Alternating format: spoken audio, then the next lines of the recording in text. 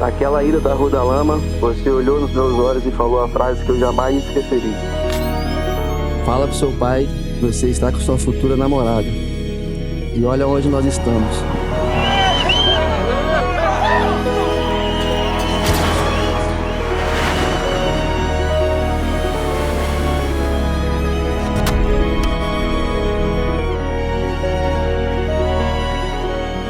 E eu estava certa, e a brincadeira que talvez você achou um pouco maluca, virou verdade. Te amo e prometo te amar por todos os dias da minha vida.